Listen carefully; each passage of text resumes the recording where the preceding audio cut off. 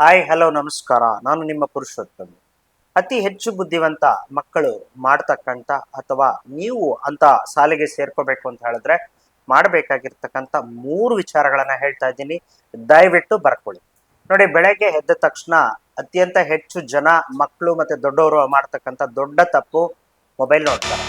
ದಯವಿಟ್ಟು ಬೆಳಗ್ಗೆ ಎದ್ದ ತಕ್ಷಣ ಯಾವುದೇ ಮೊಬೈಲ್ಸ್ನ ನೋಡಬೇಡಿ. ಎಷ್ಟೇ ಇಂಪಾರ್ಟೆಂಟ್ ಇದ್ರು ಎದ್ದ 1 ಗಂಟೆ ಒಳಗಡೆ ನೀವು ಮೊಬೈಲ್ಸ್ನ ನೋಡೋದನ್ನ ಕಡಿಮೆ ಮಾಡಿ. ಎದ್ದ ತಕ್ಷಣ ಕನಿಷ್ಠ 30 ರಿಂದ 60 ನಿಮಿಷ ನೀವು ಫೋನ್ನ ಸೋಷಿಯಲ್ ಮೀಡಿಯಾಗಳನ್ನ ನೋಡಿದ್ದೇ ಆದ್ರೆ ನಿಮ್ಮ ಮನಸ್ಸು ಅದರ ಕಡೆಗೆ ಕೇಂದ್ರೀಕೃತ ಆಗೋಗ್ಬಿಡುತ್ತೆ. ಹಾಗಾಗಿ ಮುಂದಿನ ಒಂದು ವಿಚಾರಗಳಿಗೆ ನೀವು ಹೋಗೋದೇ ಇಲ್ಲ. ನೆಕ್ಸ್ಟ್, ಬೆಳಗಿನ ತಿಂಡಿ ಆದಷ್ಟು 8:30-9 ಗಂಟೆ ಒಳಗಡೆ ತಿಂದುಬಿಡಿ. ದಿನ ಪೂರ್ತಿ ಆಕ್ಟಿವ್ ಆಗಿರ್ಬೇಕು ಅಂದ್ರೆ ಹೇಗೆ ವೆಹಿಕಲ್ಸ್ಗೆ ಪೆಟ್ರೋಲು ಡೀಸೆಲ್ ಇಂಪಾರ್ಟೆಂಟು, ಹಾಗೆ ನಮ್ಮ ದೇಹಕ್ಕೆ ಎನರ್ಜಿ ಬೇಕು ಅಂದ್ರೆ ಉತ್ತಮವಾದ ಆಹಾರ 8:30-9 ಗಂಟೆ ಒಳಗಡೆ ಸೇರ್ಕೋಬೇಕು.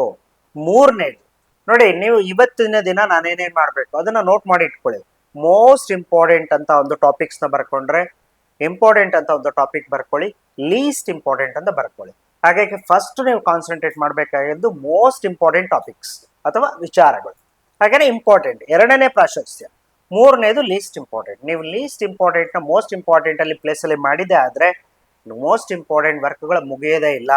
ಹಾಗಾಗಿ ಈ 3 ಇಂಪಾರ್ಟೆಂಟ್ ಪಾಯಿಂಟ್ಸ್: ಮೊದಲನೇದಾಗಿ ಸ್ಕ್ರೀನ್ ಟೈಮ್ಸ್ ನ ನೋಡಕ್ಕೆ ಹೋಗ್ಬೇಡಿ.